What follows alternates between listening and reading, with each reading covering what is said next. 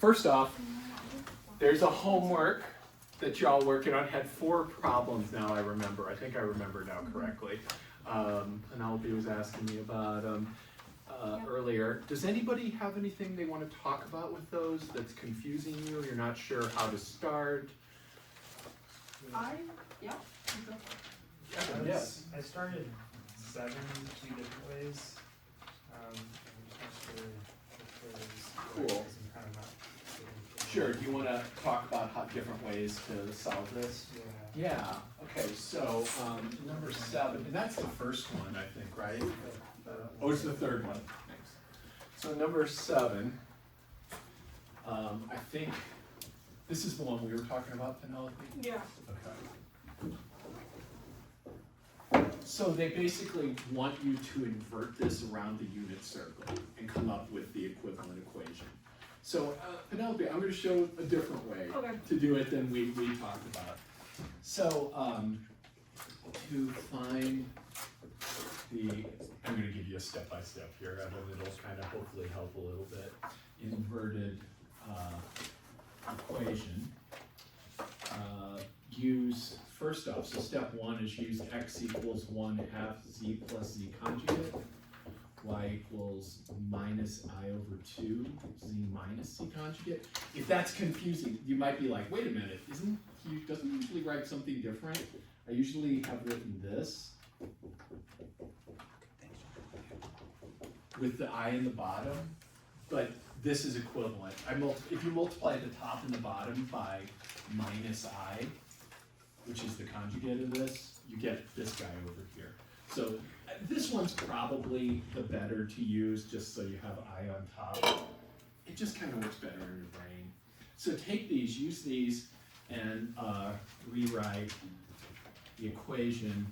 And honestly, this is also how you do number 5, pretty much, with the y equals mx plus b. Same dang way. Rewrite equation in z and z conjugate form. And so let's actually do that so that we can talk. So I'm going to replace this x with 1/2 z minus z plus z conjugate minus a squared plus minus I over 2 z minus z conjugate minus b squared. And I think there's something cool we should talk about here as well. And then I'm going to expand this out, and then I'm going to give you something that'll hopefully make your life a little easier.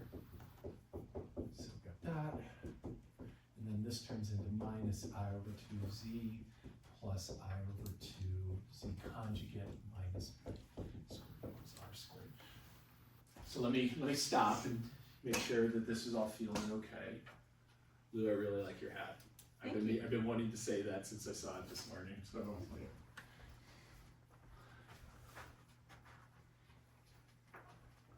Is this looking okay in terms of that? So now let me show you something about squaring something like this. If there was only 2 terms in there, you'd be like the FOIL master, and you would be foiling that sucker out. There's a general kind of FOIL that you could think about, which looks like this. If you have 3 things, we don't need a circle, star, and you're squaring it, so square plus triangle plus star squared. If I was going to multiply this all out, I would use the fact that I've done this a billion times. So the way it turns out is it's each one of these squared on their own. So that's kind of like the F and the L of the FOIL. And then plus twice every combination of these. So twice that times that, plus twice that times that, plus twice that times that. So you get these mixed terms, and they each show up twice. And then you get the pure terms, which are just show up once. Does that kind of make sense? Do you see how that would actually help me here? Mm-hmm. So what it's going to do for me here is I'm going to take this guy, and I'm going to expand out that first one. So it's 1/4 z squared plus 1/4 z bar squared plus a squared. There's a minus a, but you know, square it, you get a plus. And so that's the single terms, and then I get plus twice these combos. So this times this gives me a quarter ZZ bar, but 2 of those is a half. So plus 2 ZZ bar. And then minus AZ. See if you see where I got that one. Do you see where the AZ came from? And why it's just AZ? Yeah. Take this times that, Oh, okay. and then times 2. The 2 kills off the half. Is that making sense, friends?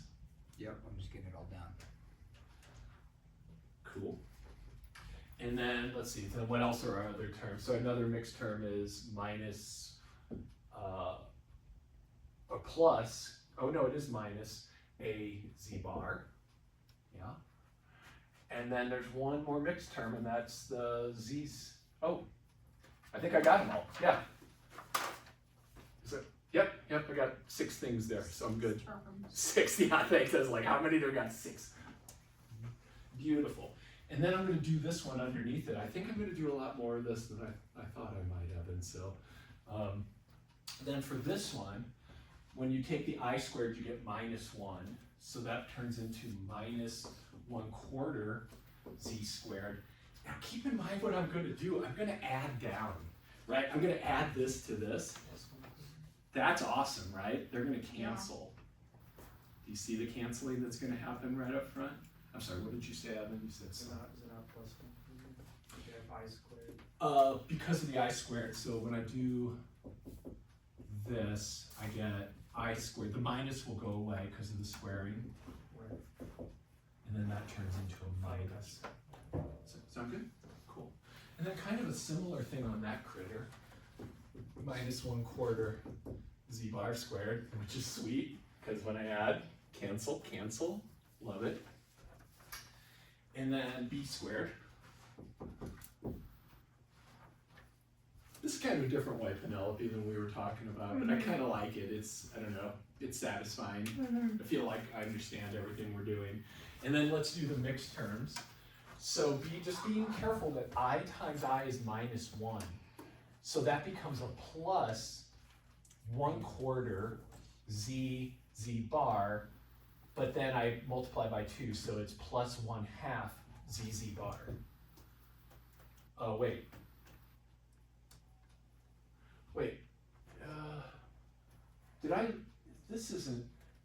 This should be 1/2 here, shouldn't it? Yeah.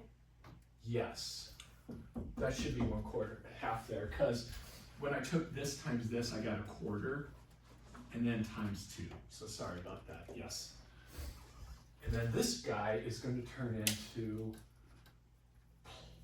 minus 1, or is it plus? Plus 1/4 ZZ bar.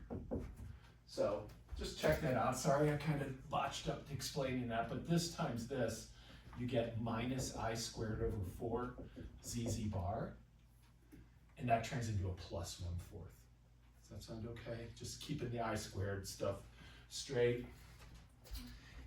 So that's cool. Those will sum up nicely into a half. And then let's do the mixed terms, or the other mixed terms. So I'm going to get plus ZB plus BZ plus BZ bar.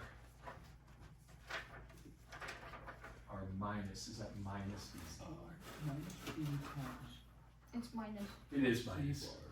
BZ bar like that. Check out my math. Let's make sure.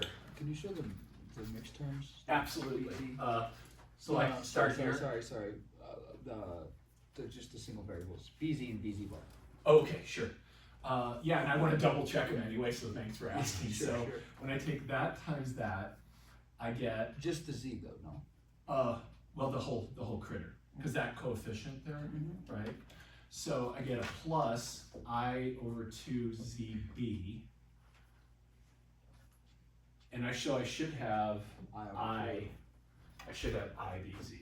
Yes. Wait, I. What about the over 2? Well, then Oh, I'm because gonna it gets multiply by squared. 2. They get squared. Yeah, right. No, not on the mixed terms. So on the mixed terms, Alex, check it out. So here I've got, No, but I'm saying in the formula, it's not squared in parentheses. the whole thing is squared, Yeah. but these are only the pure terms. So this guy, when I square him, I got the minus 1/4 z squared. Yeah. This squared got me the minus 1/4 z bar squared. Mm-hmm. And then this b squared. Oh, yeah, sure. And then the mixed terms, so this times this, the I squared becomes a minus 1. So it becomes a plus 1, because you got a minus here, over 4 z bar. I see. And then the next term is this times that. And that should be a plus I. What do they over call t- this? What's this? This, You're good with this? well, I mean, you're multiplying things that are, looks like are being added, so why do they call that? Well, I'm squaring the whole thing. You said you multiplied it I over 2 by B. Yes, I'm using this formula right here. Okay. So here I've got I over 2z in that square. Here I've got minus b in the star. Mhm. So that is this term right here. So this becomes 2. Oh, the next one. What's that, Evan? I'm sorry, did you say something, Evan? Yeah, I just said it's the next one over. You're doing the star. Oh, yes, thank you. Good call. It's that one right there. So that becomes the 2's cancel, and then the minuses cancel, and I've got IZB. Cool. For that times that. And then this one's going to be the same, except it's going to be minus IZ bar B. Like that. I think. So far, I don't know. Keep me sane. Joshua, is there everything looking okay, sir? 1/4? Where's the 1/4? I think ZZ Is bar she is the one supposed to with be two? a half, Are you talking about for the last term that I just wrote? ZZ bar? right? 1/4 CZ bar. 1/4. Yeah, it's supposed to be 1/2. I think you did say it was supposed to be 1/2, but then you wrote down 1/4. Yeah. Okay. Oh. Yeah. Well, the ZZ bar, oh, Further up. yes, I see. When I did this times this. For the No, when you squared it. You just Yeah. never When you did did the first line Correct. right right Both there. The first line. Up here? That They're one. both supposed to be 2. Yeah, bottom left. Oh, so this is wrong right here, you're thinking. Uh-huh. Okay, let me check it. I think you said the bottom was 1/4 and that one was supposed to be 1/2. I think they're They're both supposed to be 1/2. the same, cause it's Yeah, 1/4 which and one? then 2 over 1/2. 4 is 1/2, Yeah, so it should be 1/2 ZZ bar. I think this is, yeah, but I don't, oh, yeah, oh, because of the 2. Yes.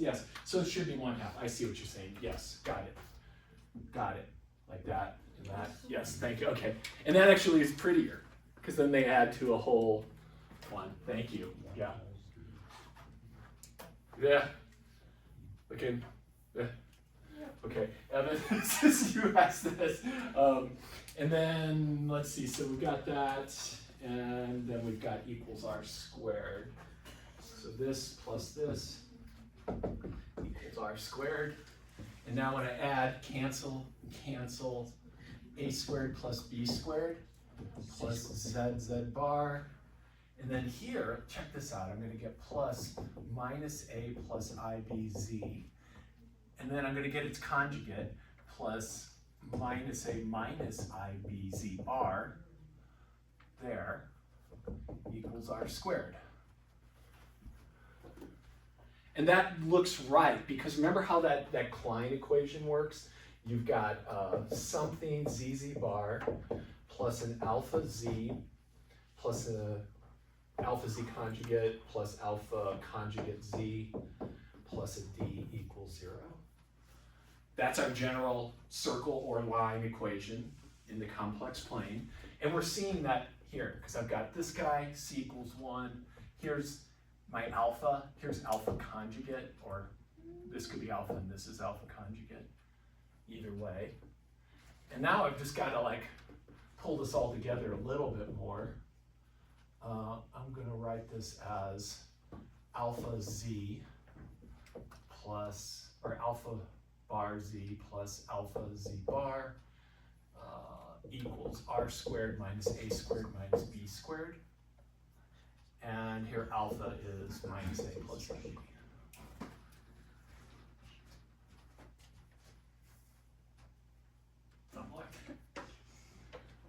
how's that looking? I'm Yeah, trying to something gauge nice. the expression on your face. Is that, yeah? That's how I feel. But good. It's good, okay, I'm good, following. that's good, that's good. So now, Evan, once I've done that, once I've actually taken the original equation and converted it into this form, now I'm going to invert it. So this is step 2, invert it. Step 2. Step 1 was all this. Step 2 is invert. So you're going to replace every z with 1 over z conjugate. That flips that over the unit circle. And every z conjugate with 1 over z. And rewrite that equation. So let's just go ahead and do this, because now I'm actually super curious. Which one? Which one? Like the a squared plus b squared one, or just the rewritten? Oh, I'm just curious what this will turn into. Is that what you're asking about, what I'm curious about? Yeah, after the inversion, what happens? And Penelope, you can tell me if this looks even remotely like the work we did Okay. earlier today. So I'm going to invert it, so the z goes to 1 over z conjugate. The z conjugate goes to 1 over z, so I just took this and did that, plus alpha conjugate times 1 over z conjugate, plus alpha times 1 over z, because I'm replacing z conjugate with 1 over z, z with 1 over z conjugate, and then I got that thing on the right side. I'm just going to call it d, or that's the case. It gives us that, it's negative d. Because a squared plus b squared Oh. equals -1. But yeah. Oh, nice, nice. It's looking pretty similar. Mhm. Thank goodness. So so step 3 is put it back into this general form. So the CZZ conjugate plus alpha z conjugate z plus d equals 0. And to do that, I'm just going to multiply through by ZZ conjugate. Multiply through by ZZ conjugate. And so this becomes 1 plus alpha z, alpha conjugate z, plus alpha z conjugate. Because when I do that here, the z conjugate cancels. When I do it here, the z cancels, equals dz, z conjugate. Put everything on one side.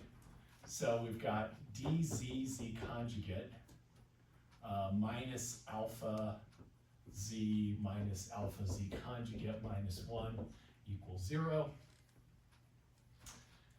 And from there, I can use the formula in the book, which is on page. So we're going to cop out, Evan. We're going to use a formula that we already have to make life easier. And that formula is on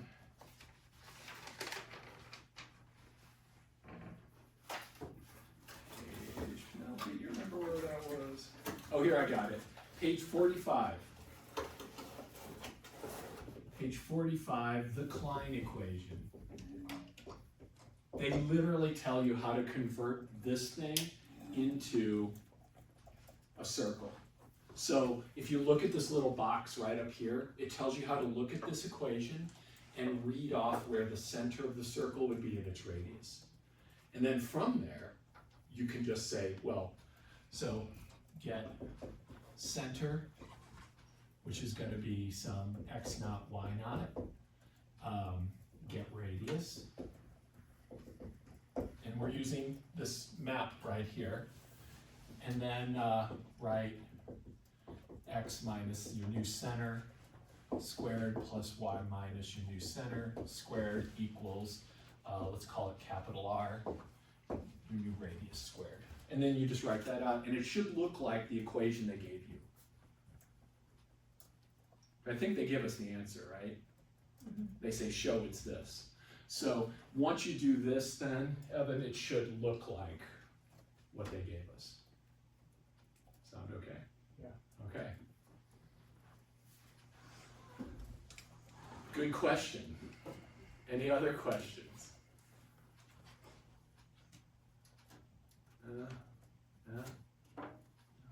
I'm not giving you any more homework because you're going to be giving your own homework to yourself very shortly. So let's talk about that really quick, because I thought about what that final thing is going to look like. And I've got some ideas on what this could be. So if you want to investigate something on your own, I would like it to be something about hyperbolic stuff. If possible, that would be great. So you could, do you want me to just make up a list of some things? Would that be helpful? Yeah. But I'm kind of hoping the hyperbolic thing would be your focus. But if you want to go back and do some other stuff from the other book, which Alex, you had kind of mentioned, I like the way the other book presents stuff, you can totally do that. So for example, Kayla is thinking about doing some crochet, right? She's going to crochet a hyperbolic plane. I've got some questions she will have to also answer about hyperbolic geometry. So you'll have to do, it won't be easy, but it'll be fun, hopefully. So Kayla's gonna crochet some sort of hyperbolic plane, which won't look like that, hopefully, but it'll be all wiggly. And then I'll probably ask you to stitch. Do you know how to stitch? Can you stitch some actual geodesics on there? Maybe some things like that. Yeah. So I'll make a list. These are the kind of things you could do. You could also talk about normal forms of Mobius transformations. Basically what it will be is take this concept and explain it to me and pick a few problems and work them. So what it'll be is teach yourself something that we haven't gone through that won't be that crazy, write it up or present it to the class, like the last day of class, the last week. Or if you don't want to do any of that, I'll just give you a bunch of problems to do. But it would be cool if everybody could kind of at least think about something they might be interested in learning. Does this sound, if that sounds like too much stress for you, just let me know and I'll pick something out for you. You can do it. It's hard to gauge by expressions. Abraham's smile is it's so ambiguous. It's like the Mona Lisa. I have no idea what it means. Is she like, get me out of here, or is she like, ah, this is nice? Yeah, exactly. It's I have no idea. It's like, yeah, like Abraham's like, I'm so stoked to like, I don't know what you're a mysterious man. Agreed. Stay Stay that way. It's good. It's good. Keep people guessing. So does everybody kind of have a sense of what they would like to do, at least in terms of like, would you like to choose your own thing? Do you want to present? Do you all have roughly senses on this stuff? Evan, do you have a sense? What? I have no idea what I choose, so either you could give me something or I'll just do a problem set. Okay, cool. Awesome. That's it. Penelope, do you have a The sense? same thing. Same thing. Like just either the problem set or like you choose something and I'll look at it. I feel like the option where I ask you to just like read a section and work a few problems would probably be the like least amount of work kind of thing in a way, and we can work on it together. But I'll let you make a choice. I'll show you. Michaela, do you have a sense of what? Yeah, do you want to present anything? Yes. No? I know only like, who would actually like to present something? Lou and Kayla? Yeah, would you like to show your thing? Oh, awesome. Okay, cool. So you won't be alone at all. That's fantastic. Lovely. I love that. Oh, Joshua said he might also. Joshua might too. How cool. We'll have a seminar the last week of class. I love that. Do you have a sense what you're thinking? Same thing as them. Either find something to look into or just do a problem. Okay. Yeah, sounds good. So just to make sure, we're meeting for finals week for them to do their presentation? No, I think we'll be doing it the last week of class. Okay, I just didn't. I don't want to read finals. I Hey, have it's a okay with me. comment. Kayla's going to present. What are you thinking, Abraham? Just throwing a problem set. Toss you a problem set. All right, cool. You got it, my friend. Joshua, what are you thinking? Mobius 7? Anyone's fine. Okay, cool. Very good. And Yeah, I think it would be kind of neat if you did choose something though. Would you like me to choose? I something? wouldn't hate that. I mean, I can choose too, but I kind of like I've already been thinking about things people could do, and I've Yeah. already been thinking about something you might like. Sure. Yeah. Yeah. Okay. Well, it can be anything too. Yeah. But that eliminates a lot of friction by you choosing. Doesn't it? Yeah. It just makes life so much easier. It's just like then I can just go look at a thing. I can get straight into looking at the thing that I want to look at. Absolutely. Yeah. Okay, I'll try to have those by Wednesday for us. Does this sound okay this week? At least this week. I'll like have some things for y'all to look at. You can go like, fuck this, I'm not doing this. Give me the other. What's the other option? Give me the problem set. Or I don't want to do this problem set. Can I talk about something? It's amazing. Okay. Cool. Cool. Get up there and PowerPoint. Okay. Well, let's get going. I've got a few things I want to wrap up this week. Mostly, how the heck does all this stuff relate to hyperbolic geometry? We've spent like a month doing Mobius transforms and all this stuff, and I was like, I swear we need this to do hyperbolic geometry, and today I will show you how.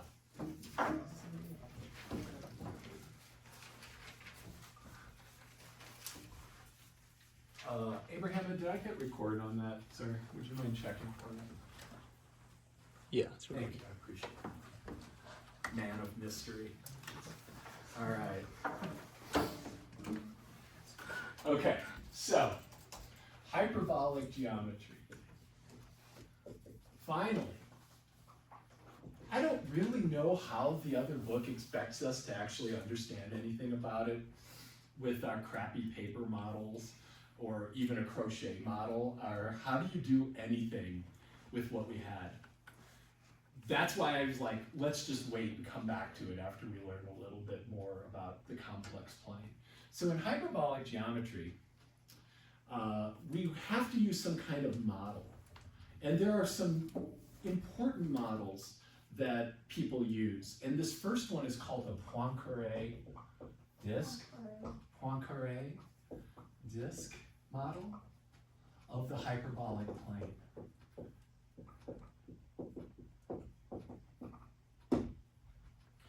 All the models use Mobius transformations, just different classes of them.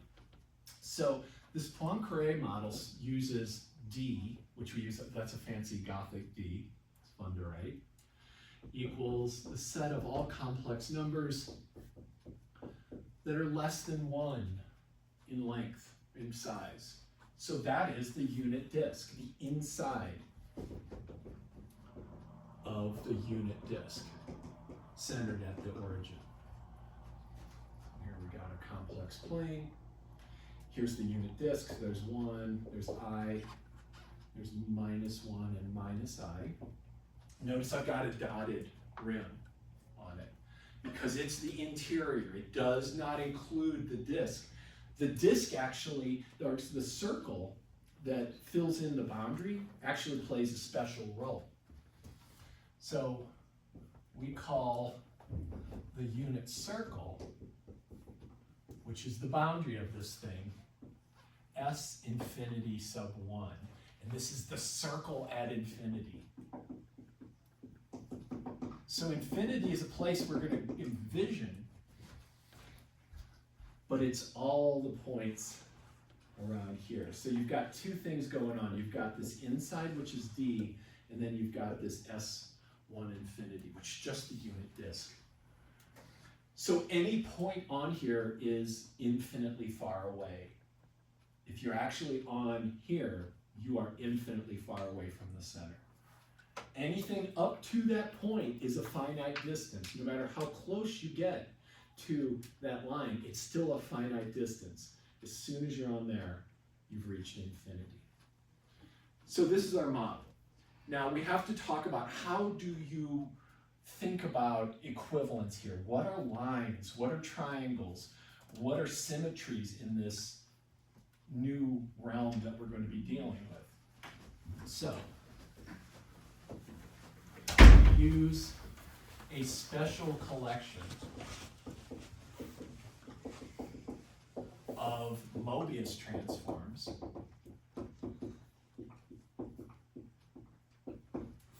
to understand symmetry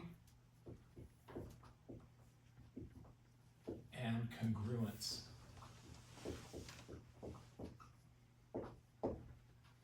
In this disk. And so there's this special collection that we call H. Well, yeah.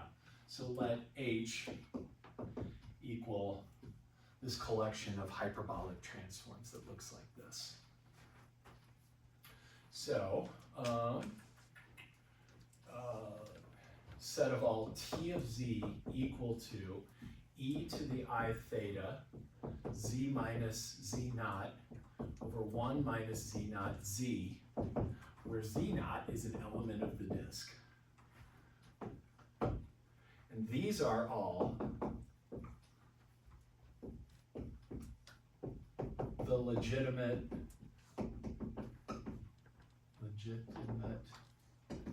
transforms of our plane.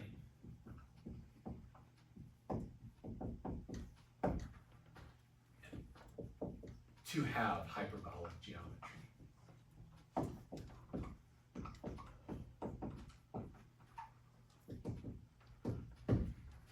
I want to talk a lot about that today. Like, what does that even mean? What is going on here? This is all really weird. So the first thing is, these things here all map the disk onto the disk. In other words, if Z is from the inside, so if I'm taking, here's my unit disk, here's 0. If I take Z inside of here, and no matter what theta is and what Z naught is, as long as it's inside the disk, so I've got Z naught inside here, some other point, if I take any point inside that disk and do that to it, I land back in the disk. And I'm going to prove this because it's kind of a cool proof. And I think I was working on this when Lou came by my office sometime last week. I think you came by and I was doing some weird Klein stuff on the board, Lou. Yeah. So I'm going to prove that to you because it's neat. Proof. Fun proof. You know, this is like very shocking proof, actually. I've never seen this technique anywhere except for this proof.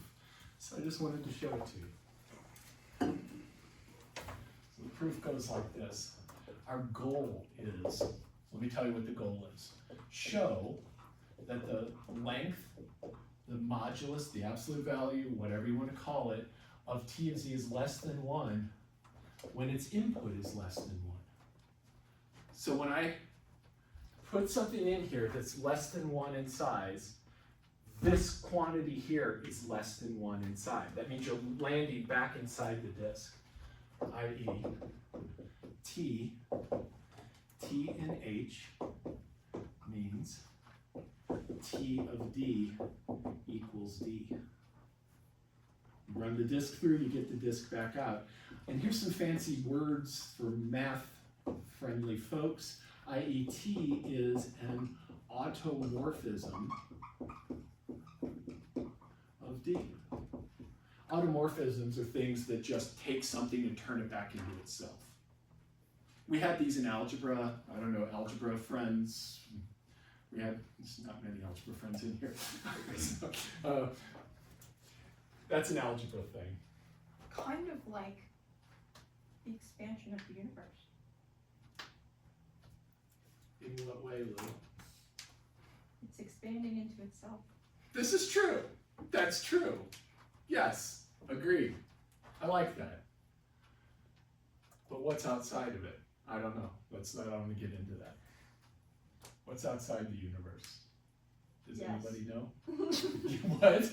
Yes. Yes. Yes and no.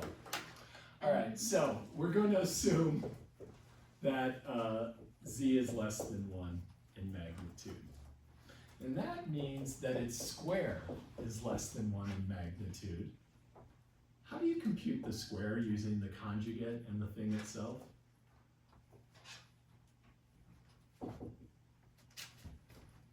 Compute this.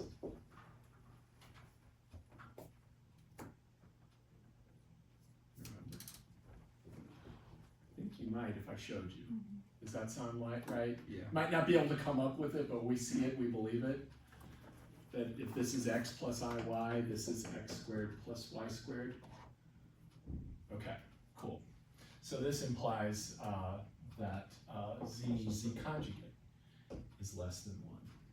So we're going to assume that, and we're going to show that this is true by showing that this is true. Do you see that if this is true, then this is true, and if this is true, this is true? If you have a number less than 1 and you square it, you get a number less than 1. If you have a number whose square is less than 1, that number was less than 1 to begin with. So here, what I'm saying here is this. If we, these two things are equivalent. X less than 1 is the same thing as saying x squared is less than 1. You can, that's just kind of a basic fact. It's a weird fact you don't think about very often except when you're doing a proof like this. So this here is t of z times t of z conjugate. So I'm going to take that formula up there and take its conjugate. So this is equal to e to the I theta for some theta, z minus z naught over 1 minus z naught conjugate z. So this right here, that's just t of z. And then t of z conjugate is going to go right here. We're going to take the conjugate of that. And I want you to help me think this through.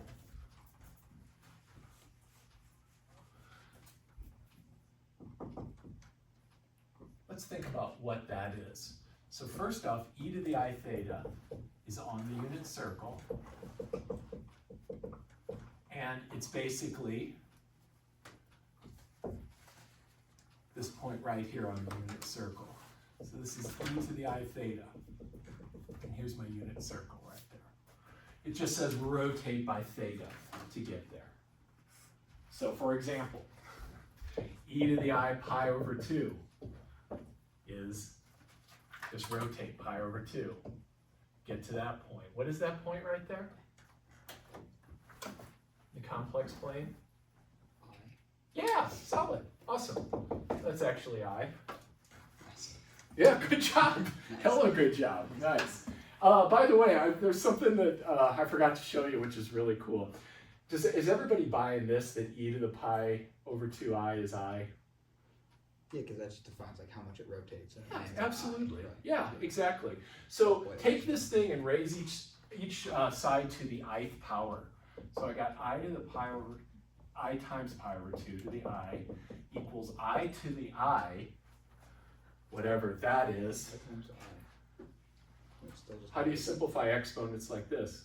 Add the exponent. Multiply, but Sure. yeah. Multiply. So this is e to the I squared times pi over 2 equals I to the I. Just negative 1. It's, yep. Which is just 1. So I raised to the ith power is a real number, and it's e to the negative pi over 2, which is just crazy. That's just crazy. Even thinking about what that means, I have no idea. But that's just a freaking awesome fact right there. So when I've got e to the I theta, what I've done is I've just went on the unit circle, I swept out theta, and wherever I land, that's this guy. Where's the conjugate of that? How do you find the conjugate of a point? Just the negative version of it, like Yeah. straight back. So flip over, Yeah. right? Yeah, because it has to be the real plane. Yes, Yeah, I flip yeah, over yeah. the real axis. What is that point? This is the conjugate of Yes. to the I theta. So e to the negative pi over 2 conjugate. Or e to the negative I theta. Yes. Yeah. For general. Yeah. You're kind of on fire today. So you're doing good. I'm learning. It's great. So the conjugate of e to the I theta is just e to the negative I theta. Just go. So if I had e to the pi over 4i, even if I didn't know what that was, I would just go sweep up pi over 4 on the unit circle times e to the pi over 4I. That's 1. That distance to the 0 is 1. And its conjugate would be e to the negative pi over 4I. You just kind of flip down the other direction. So for this guy, to talk about this, the conjugate of e to the I theta is e to the minus I theta. That was all to say that. Now I'm just going to slap on conjugates here. So this guy is going to become z conjugate minus z naught conjugate over 1. Conjugate of 1. I think we've seen something like this before. Here's 1. Just one. It's just 1, right? Yeah. Because it's just, yeah, we talked about this last Yeah, time. we did, but man, you're just like on it. I love it. Yeah, so the conjugate of 1 is 1. Conjugate of z conjugate is just, or the conjugates undo each other here. So you get just z naught, and then that's just z conjugate. So this is that, this is this guy. Now let's multiply them together. Let's keep this beast up here.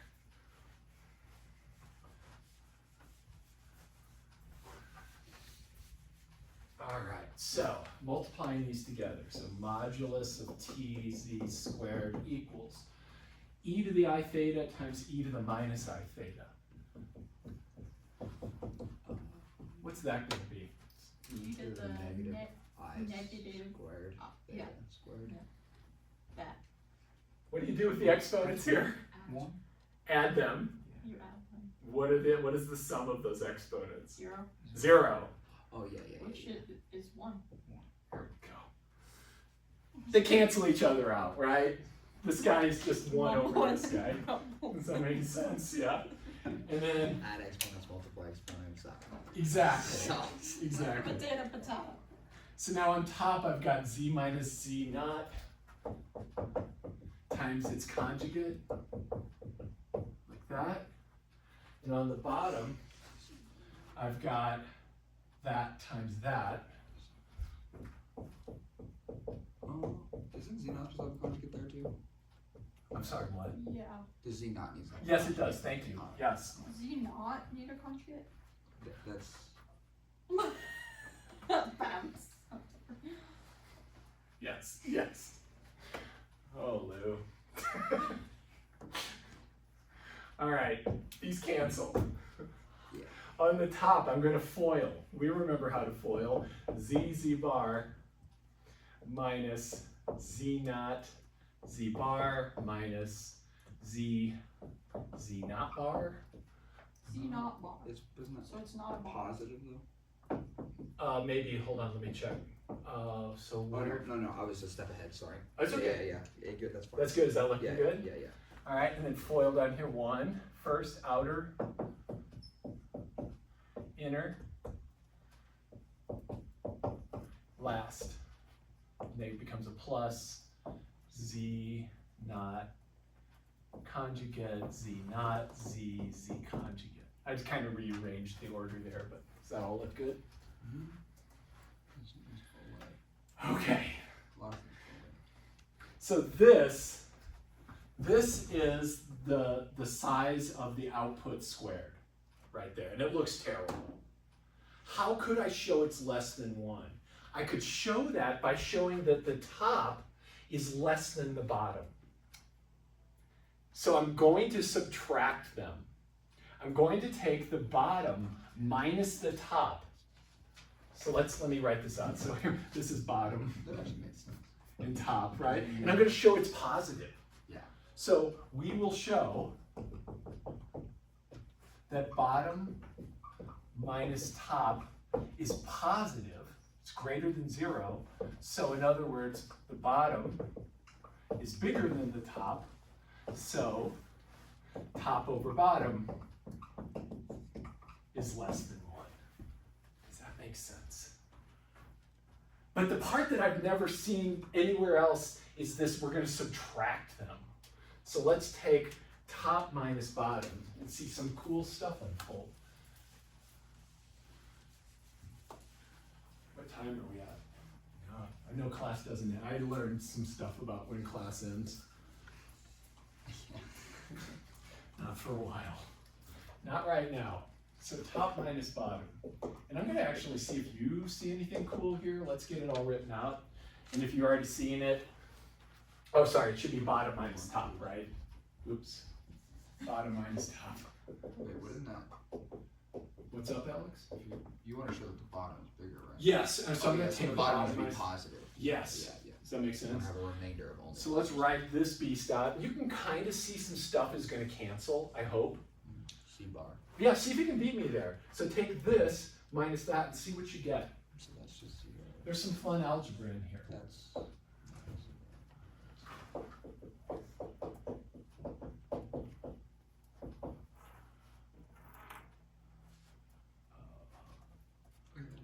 And then that last one, you could actually write that like this. Do you see, just to help you with notation, this is modulus of z naught squared.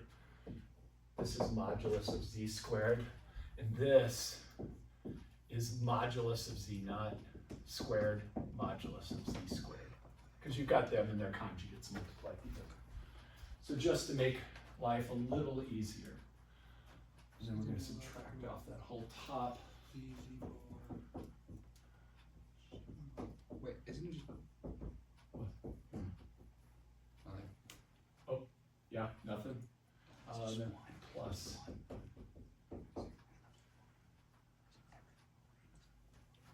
It's going to be minus that whole thing. I got to be careful where I put that.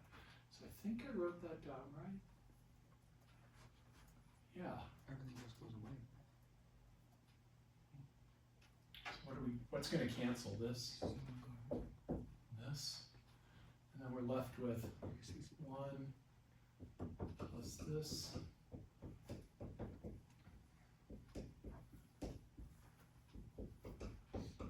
Simplified stuff. No? C squared minus C squared is nothing. Does anybody see something I could factor that into? So let's see how good your factoring skills are. Okay. That is the reverse, that is the FOIL of something. What is that, the FOIL? War. What? War. Gwar? War. War? Oh, it's Z squared. It's what do they call it? CZ bar. No. What do we think? Just plus C minus C bar. Here's a hint, same thing in both of these. No, actually not, that's a lie. It's a different. I'll swap. That's a One, lie. one It's just a minus sign. not. 1 minus that, okay. 1 plus the same thing. If I do a 1 plus, 1 minus. this would have to be minus, right? So I have to be careful. Yeah. Okay. So- just this. And actually with a square like that. Or check that out, see if that looks okay. See that, because first times first is that. Outer is that dude, inner. That critter, last, it's that guy right there. Sure. Why is this greater than 1? Or greater than 0? Why?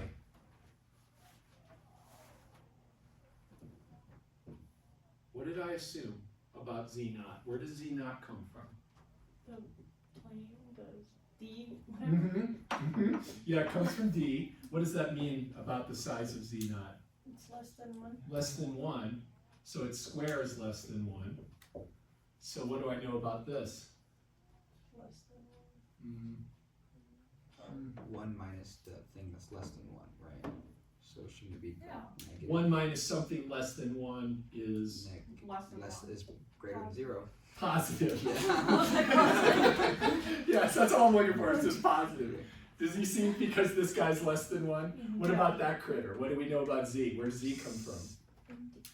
The disk also. It's the same thing. So same thing. Greater than So these are both greater than 0 because both those guys are less than 1. So that's positive. So the top is smaller than the bottom in size. So this thing is less than 1. Look at that. Is, yep, less than 1. So T of Z is less than 1, and that's our result. If the input is less than 1, the output's less than 1. So this weird beast right here is doing something to the whole plane, but it's leaving D back on itself. So you've got this T, and it's acting on the entire complex plane.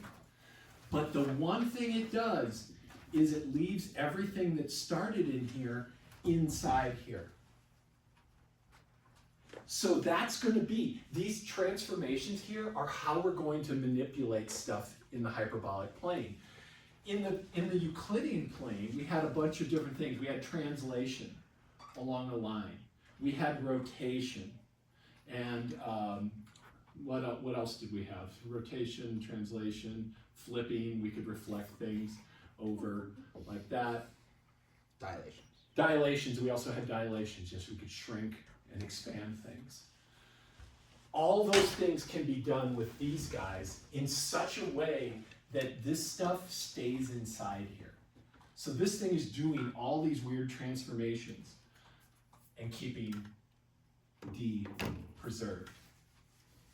So there's one other result that I'm not going to prove because you'll lose your minds if you have to see another one of these, or I'll certainly lose your love and attention if I do it.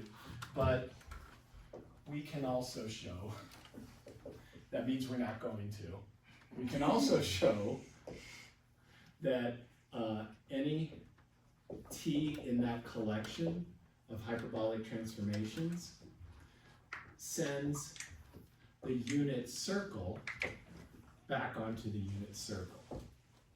So unit circle gets mapped or sent back to the unit circle.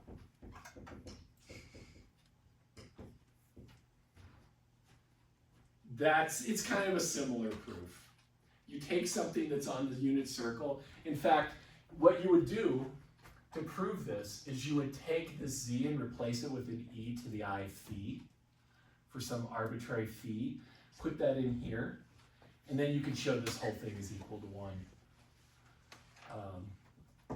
But it takes some work, and nobody, it would just be a pain to do right now. I'm not going to do it. I already did it. You want to see my notes? I'll show them to you, but I'm not doing it in class. Okay, so now, these guys here, let's see, what else do I want to say about it? What do we know about one of these T's? What does the Z naught represent? So, given this T and H, what is T of Z naught? Not Z. Okay, is it related to like the translation? Careful, that we've got those guys running the government. Is it a translation? What's that? Is it a translation? That's the worst possible like a- thing you could have said to me. Translation factor, maybe. Just replacing this Z with Z naught. Oh, I just That's zero. realized what Yeah, that. I don't understand. What is T of Z naught? 0? Zero. Yes, Okay. that's all I Yeah, wanted. okay. Else is freaking out over this comment.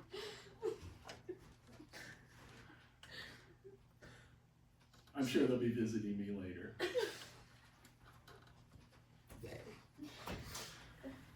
Hair Hegseth will come visit me. It was All just so tantalizing. I don't know if I can put this video up anymore now that You gotta learn video. I didn't clock that, so. you what? I didn't clock that. Yeah, Like, I didn't pick up on that. sorry. Dude, that Just kidding. was like, You can't say that, then that means like you. I didn't realize that this was happening. Isn't that how people say it in like TikTok and stuff, right? If you want to say that, what you say is what you said. oh. I'm not Z. It's, so you don't get shadow banned. Not C. Yeah. N-O-T-C. A lot of people say Yahtzee. That too. Yahtzee, like the And game. now we Yeah. made sure that it's completely Clear. well clear. I might make this video private, send you the links. If you want. We all need to like find Palestinians to donate to. Okay, let's stop. Right now. Stop. It's already enough trouble. And I'm the one in trouble. Not you. Okay, so I've got this result that I want to prove, and I don't know if that I'll have time today. So I'm just going to give you the result, talk about a few things we need to understand to prove it, and then come in and prove it on Wednesday. So this is what ties all this to the hyperbolic stuff we've learned. All the geometry we learned from that first book is right here. Any t in H, so any of these guys up here, is the composition of two reflections of the hyperbolic plane. And that's what I want to talk about, what that means to be a reflection of the hyperbolic plane. And then we'll come back in and prove this. But each of these guys is essentially just two reflections over different things in concert, one right after the other. And we've seen this in the Euclidean space, right? Just I want to refresh your memory so that you have this, you leave this class with nothing. If you leave this class with nothing else, you have this. So recall Euclidean transformations. How do I do a rotation with reflections? Oh, it's two reflections. It is two reflections. How do I do it? You translate it over a parallel tangent line. 290-degree. Intersecting lines. Intersecting lines. Yeah, so reflecting over two lines that are intersected. That's right. Yeah. So we have L1 and L2. And if I reflect whatever this theta is between them, if I reflect over this one, and then I reflect over this one, I'll have moved 2 theta. 2 theta rotation Which is one reflection.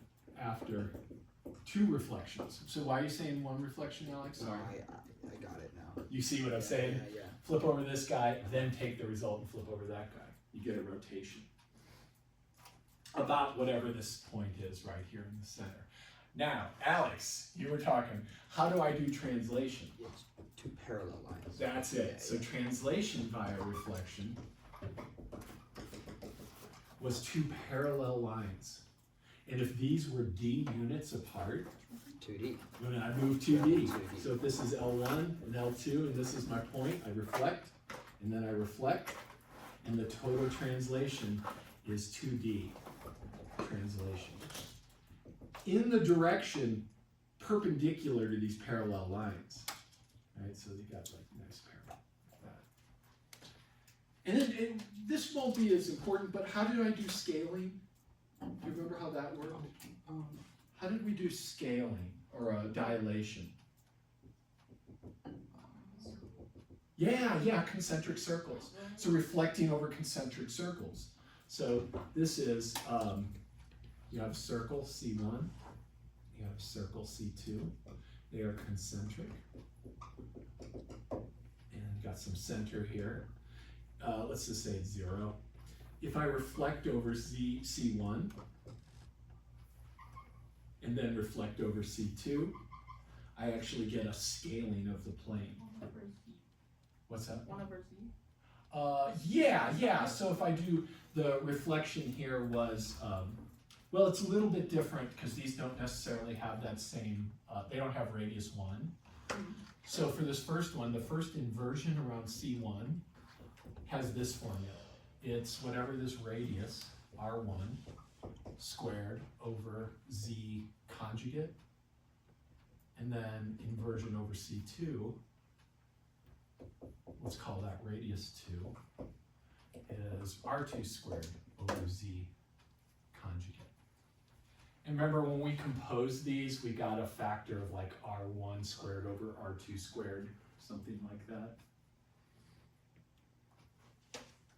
So in the Euclidean plane, we've got these different reflections. You can rotate and you can translate with just reflections.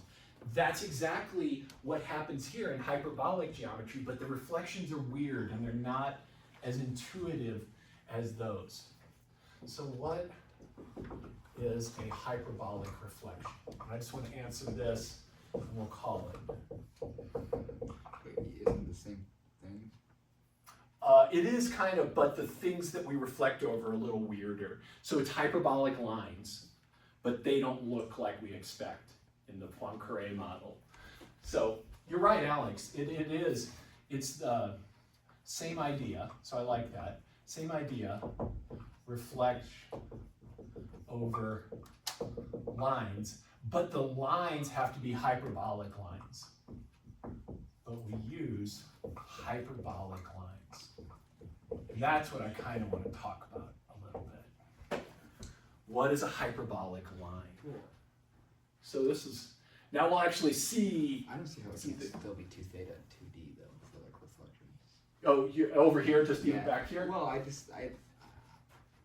feel like that would apply on the hyperbolic plane also. I mean, it does, but the lines are going to be a little weirder.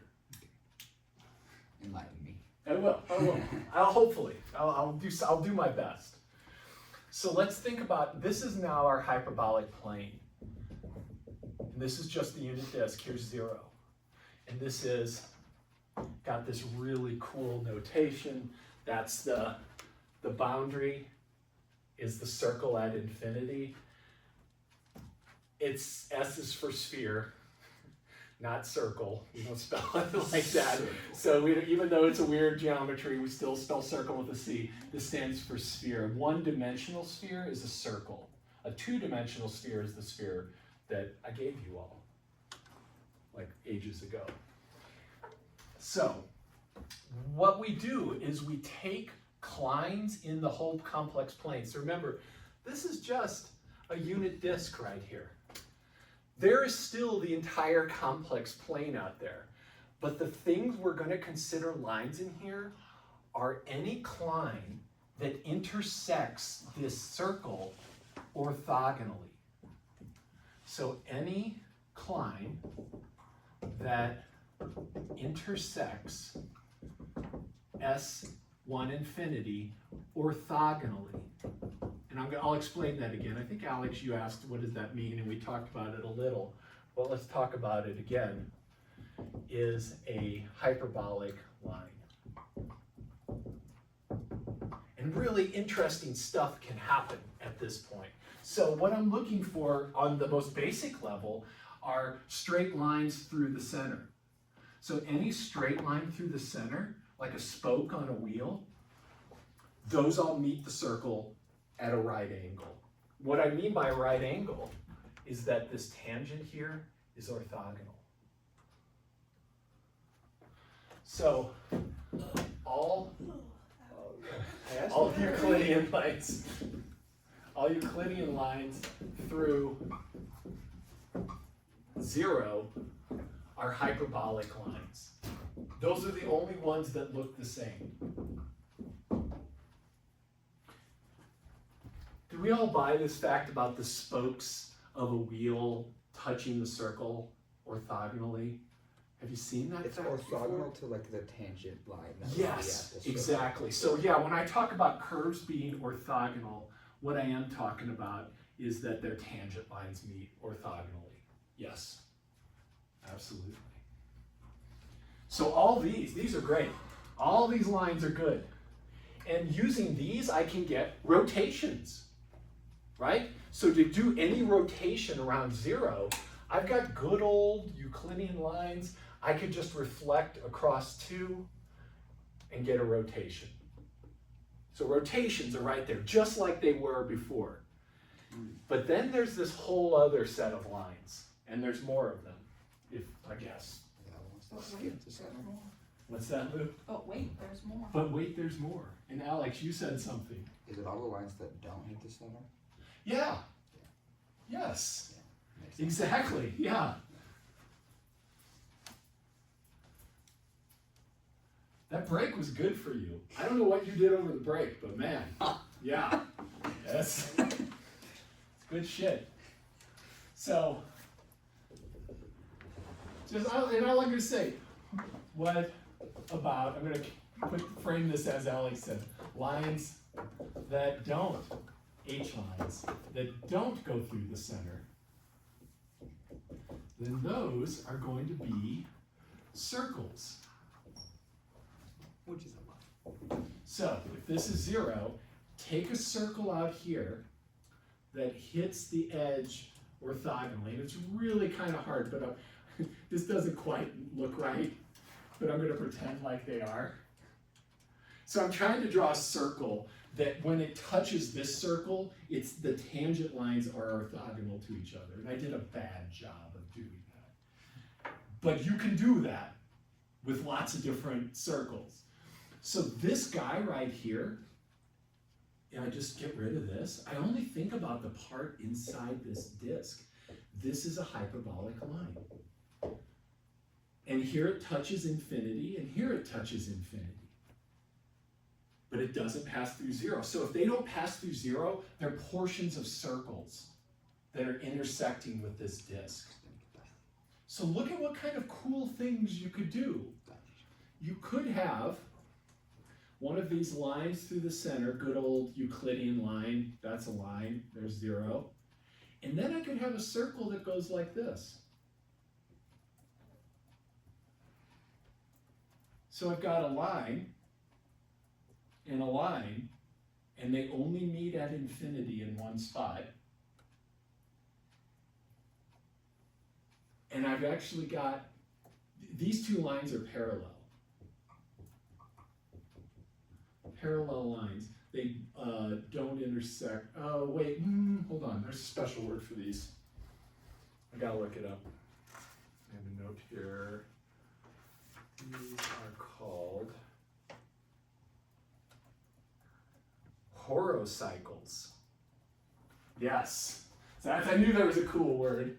So lines, hyperbolic lines that intersect at one point.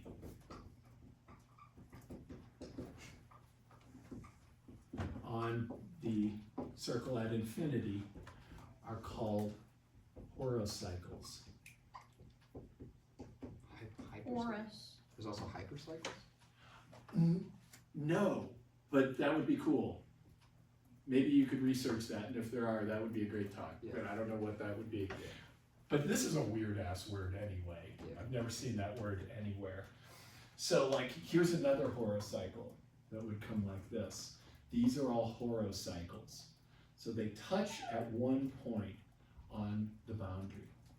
You could also have circles like this, or hyperbolic lines like this, that don't touch at all.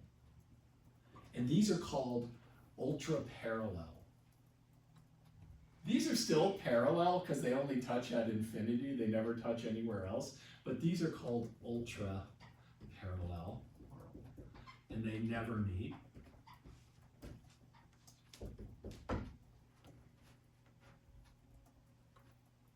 And so like in the hyperbolic plane, that whole thing about Euclid's fifth postulate, remember the fifth postulate from a million lifetimes ago? If I had a line L and a point P, how many parallel lines to L pass through P? And Euclid's fifth postulate said there's exactly one. There's exactly one line through any point parallel to a given line. Well, that's a little bit different now, because let's take this line right here through the center. And let's take this point right here, P. And so now I ask myself, how many lines are parallel to this line through P? And here's one, it's a horocycle, and here's another one. It's a different horocycle. So there's at least two lines that are parallel through a given point in the hyperbolic plane. And now we can actually start doing stuff. Look, I made a hyperbolic triangle. So one of the projects, this is like one of the project ideas I was writing about. You could learn about hyperbolic triangles, come up with their area formula, other interesting facts about hyperbolic triangles, like this guy. And there's a lot of really cool facts about them that one could prove or just learn about. Let's see, what else do I want to tell you about these guys? Oh, I'm gonna hold off till Wednesday. So this is at least some way to understand the weirdness of the hyperbolic plane. Go back if you have a chance, and I know if you If you do this, send me an email and I'll give you some extra credit. But you gotta do it before Wednesday. I'll like add some points onto something you're missing. Go look at the Escher print just go look at the Escher print I posted at the very beginning of class before class started and tell me what you see there. Tell me a few things that sound like today. All you have to do is like send an email looking at that picture, talking about horocycles, and hyperbolic lines, and just tell me what you see. Anything. You really can't get this wrong, but you cannot do it. So there's that option too. There's like, do something which is pretty nebulous and you'll all succeed at if you simply try, or don't. It's cool. If you're happy with the grade, you're good. Sound good? Sound weird and nebulous and strange? I think people are doing it right now. I think Marissa's emailing you right now. No, okay. I have to make sure. Okay. Dr. C. Yes, sir. Ah. Thanks, my friend. Or, Michaela, if you got a minute too, let's talk real quick.